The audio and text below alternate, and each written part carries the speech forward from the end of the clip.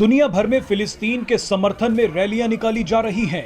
करोड़ों मुस्लिम इजराइल को खत्म करने की बातें कर रहे हैं, लेकिन इसी बीच एक ऐसा दावा किया गया है जो मुस्लिम देशों को हिलाकर रख देगा। दावा यमन के उग्रवादी संगठन हूती के एक बड़े नेता ने किया है।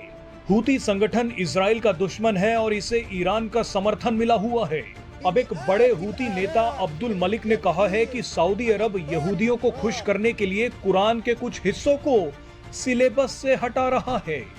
सऊदी अरब ने इजराइल के साथ अपने संबंधों को सामान्य करने के लिए कुरान की कुछ आयतें पाठ्यक्रम से हटा दी हैं। अब्दुल मलिक ने कहा है कि संयुक्त अरब अमीरात भी सऊदी अरब के नक्शे कदम पर चल रहा है, यानी दुनिया के दो सबसे बड़े इस्लामिक देश चुपचाप इजराइल को खुश करने के लिए अपने देश के स्कूलों की किताबों में यहूदियों के पक्ष में चीजें शामिल कर रहे हैं।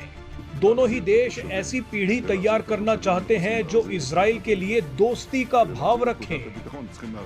किताबों से यहूदी विरोधी आयतों को हटाना कोई छोटा कदम नहीं है। अब ये सब कुछ देखकर इजराइल खुश नहीं होगा तो क्या होगा? हूतियों का दावा है कि गाजा जंग हो या फिर ईरान जंग, सऊदी अरब और संयुक्त अरब अमीरात लगातार इजराइल का साथ दे रहे हैं। अगर ऐसा होता रहा तो मुस्लिम देशों की एकजुटता टूट जाएगी। वैसे यहूदियों के अलावा आजकल ये दोनों मुस्लिम देश हिंदुओं को भी खुश करने में जुटे हुए हैं। इसीलिए आज संयुक्त अरब अमीरात में एक भव्य मंदिर बना है और सऊदी अरब मदीना में पहली बार भारतीय डेलीगेशन को लेकर पहुंच गया। दोनों ही देशों में योग किया जा रहा है। कट्टर इस्लामिक विचारधारा को मानने वाले देश और वहां रहने वाले करोड़ों मुस्लिम संयुक्त अरब अमीरात और सऊदी अरब को देखकर हैरान हैं। लेकिन अपने भविष्य को बचाने के लिए सऊदी अरब और संयुक्त अरब अमीरात ने इस्लामिक कट्टरता से दूर जाने का फैसला कर लिया है। तेल के भरोसे जिंदगी भर नहीं रहा जा सकता। तेल खत्म तो खेल खत्म।